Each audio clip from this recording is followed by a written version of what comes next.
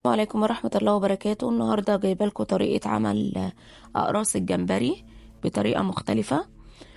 دلوقتي هبتدي أبشر البصلة بتاعتي بشر ناعم خالص. وطبعا اديني بشرته. وطبعا بالنسبة لأقراص الجمبري ده لا يشترط فيها ان انا اكون الجمبري كبير. يعني ممكن الجمبري الصغير بتاع الملوخية ده استخدمه. وده اللي انا فعلا عملته. دلوقتي بقطع الطماطم صغيرة جدا. هو طبعا بيحتاج البصل، بيحتاج الثوم، بيحتاج الطماطم، بيحتاج الفلفل الأخضر، بيحتاج بيض، بيحتاج مجموعة كده من الخلطات بتاعتي، وبسيبها في التتبيلة ساعة ساعتين، ممكن قبلها بيوم زي ما احنا حابين. فأنا دلوقتي بقطع الطماطم، بس لازم تتقطع صغير جدا. يعني على قد ما تقدري قطعيها صغير. هبتدي بقى دلوقتي اقطع في الفلفل الاخضر. عايزه تحطي فلفل حامي حطي، عايزه تحطي فلفل بارد حطي، بس انا فضلت الفلفل البارد.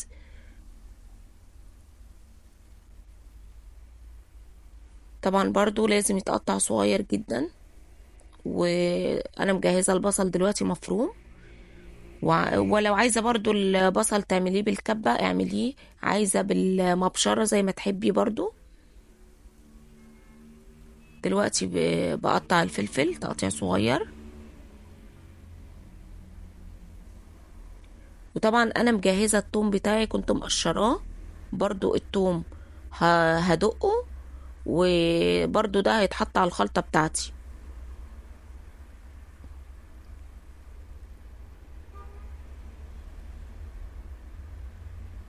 طبعا انا قطعت اهو، قطعت الفلفل.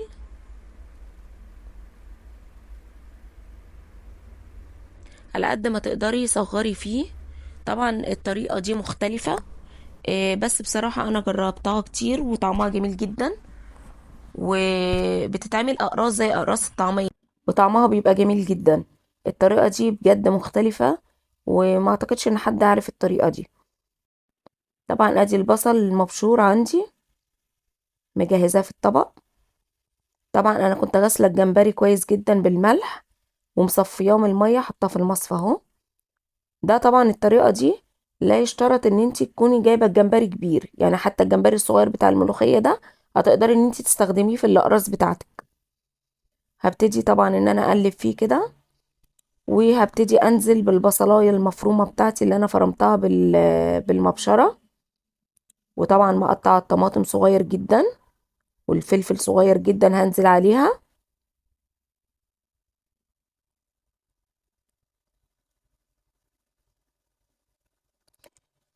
كل الخليط ده كله هبتدي ان انا اقلب فيه تقليبة حلوة كده. وطبعا البهارات، البهارات بتاعتي اللي انا محضراها محتاجة طبعا. هنزل بالثوم الاول، والبهارات بتاعتي هحتاج الملح، هحتاج الفلفل الاسود، هحتاج الكمون، هحتاج بيضة. كل البهارات دي ادي الكمون. هنزل بالكمون معلقة من الكمون، والكزبرة، والبصل البودر، والثوم البودر، والفلفل الاسود، والملح، والبابريكا. دي كلها البهارات اللي انا هحتاجها في الخلطة الجميلة دي. طبعا هنزل بيهم.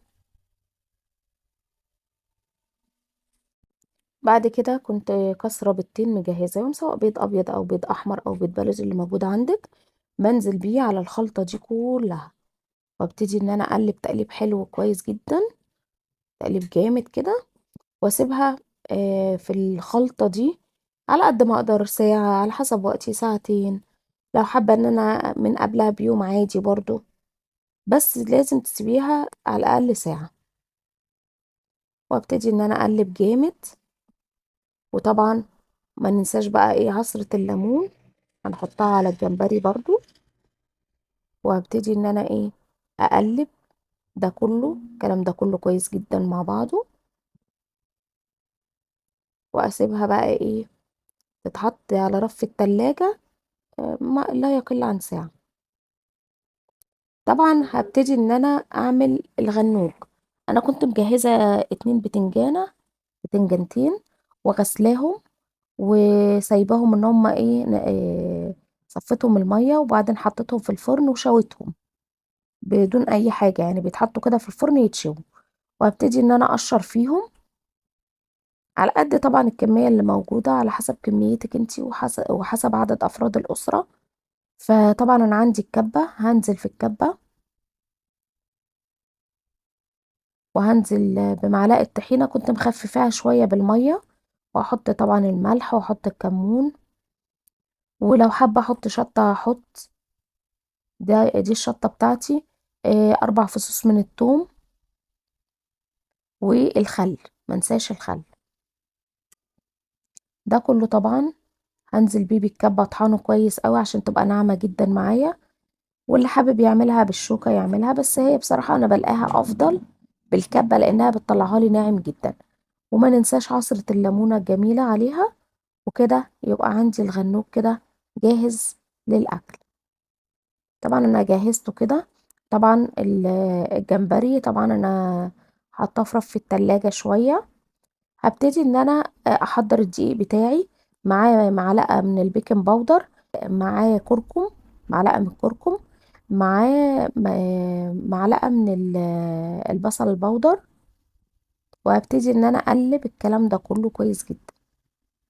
طبعا انا دلوقتي ببتدي اقرصه، بقرص الجمبري بتاعنا اللي انا عملته. طبعا بالدقيق ببتدي ان انا اتبل فيه كويس. انا حطيت لي البيكنج باودر، انا حطيته عشان يديني نفشه كده للجمبري يبقى منفوش شويه. دلوقتي انا حضرت القرص بتاعي، وهبتدي انا مجهزه الزيت مسخناه. هبتدي ان انا انزل بالقرص كده. يعني انا اهو حضرت القرص بتاعي. هي بتبقى يعني شويه متعبه في التقريص بتاعها. هنزل في الزيت بتاعي اللي انا مسخناه على البوتاجاز، وابتدي ان انا اقلي الاقراص بتاعتي. ابتدي اقلب فيها لحد ما تديني اللون الاحمر، وهنزل تاني. دي طعمها خطيرة جدا جدا جدا، وهتعجبكم بطريقة مختلفة. يعني انا ما شفتهاش بصراحة حد عملها قبل كده. وبعد كده كنت مقطعة بقدونس، غسلاه ومقطعاه. وده الشكل النهائي ليها، وطعمها خرافة جدا. لو عجبكم الفيديو اعملوا لايك واشتراك.